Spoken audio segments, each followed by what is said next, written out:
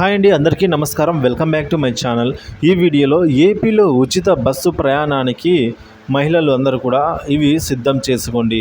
So పూర్తి వివరాలు అయితే వీడియోలో తెలుసుకుందాం. ఏమేమి సిద్ధం చేసుకోవాలి, ఎప్పటి నుంచి పథకం అమల్లోకి రాబోతుంది, సో అన్న పూర్తి వివరాలు అయితే తెలుసుకోబోతున్నాము. ఈ వీడియోని ఎక్కడ కానీ స్కిప్ చేయకుండా చివరి దాకా చూడడానికి ప్రయత్నం చేయండి. అప్పుడే ఇన్ఫర్మేషన్ పూర్తిగా అర్థమవుతుంది. వీడియోకి ఒక లైక్ చేయండి ఫ్రెండ్స్. వీడియోలోకి తెలిపోదాము. ఇక రాష్ట్రంలో అధికారంలోకి వచ్చిన చంద్రబాబు ప్రభుత్వం సూపర్ 6లో భాగంగా ప్రకటించిన పథకాలను అమలు చేయబోతోందండి. అందులో ప్రధానమైనది మహిళలకు ఆర్టీసీ బస్సుల్లో ఉచిత ప్రయాణం అండి. ప్రస్తుతం ఈ పథకం తెలంగాణతో పాటుగా కర్ణాటకలో కూడా అమలవుతోంది. ఈ విషయం తెలిసిందే. ఈ పథకం అమల్లో సాధ్యాలను అధ్యయనం చేసినందుకు ఆర్టీసీ సిద్ధమవుతోందండి చేసేందుకైతే. రవాణా శాఖ మంత్రి మండిపల్లి ప్రసాద్ రెడ్డి ఇటీవలే విశాఖపట్నంలో మాట్లాడుతూ నెల రోజుల్లో ఈ పథకాన్ని అమల్లోకి తెస్తున్నట్లు చెప్పారండి. అధికారులు దీన్ని అధ్యయనం చేస్తున్నారని, త్వరలోనే నివేదిక వస్తుందని కూడా చెప్పారండి. ఈ నెల మొదటి వారంలో ఆయన ఈ ప్రకటన అయితే చేశారు. ఈ నెల అంటే ఆగస్టులో అమలు చేసే అవకాశం ఉందని భావించవచ్చు. ఆర్టీసీ విలీనం ప్రభుత్వంలో సంపూర్ణంగా జరగలేదు. ఈ సమస్యను పరిష్కరిస్తూనే ఉచిత ప్రయాణాన్ని కూడా ప్రారంభించాల్సి ఉంది.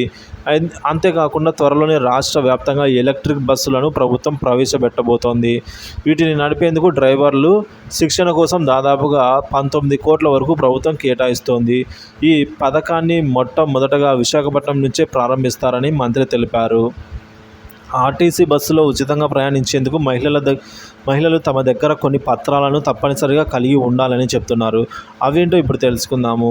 Aadhaar card, PAN card, voter card, ration card, current bill, Mahashakti smart card, address proof.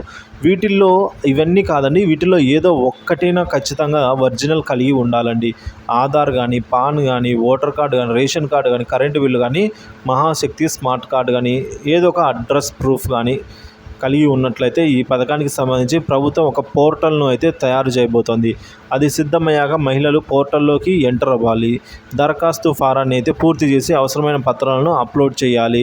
ఈ ప్రక్రియకు సంబంధించిన విధి విధానాలను త్వరలోనే ప్రభుత్వం అయితే విడుదల చేయబోతోంది ఫ్రెండ్స్. అంటే ఇక మనము ఆగస్టులోనే ఈ పథకం అయితే అమల్లోకి రానుందండి. ఏవైతే ఆర్టీకి సంబంధించిన సమస్యలు ఉన్నాయో వాటన్నిటి క్లియర్ చేసుకుంటూ ఆగస్టులో అయితే ఈ పథకం అమల్లోకి రాబోతుంది ఫ్రెండ్స్.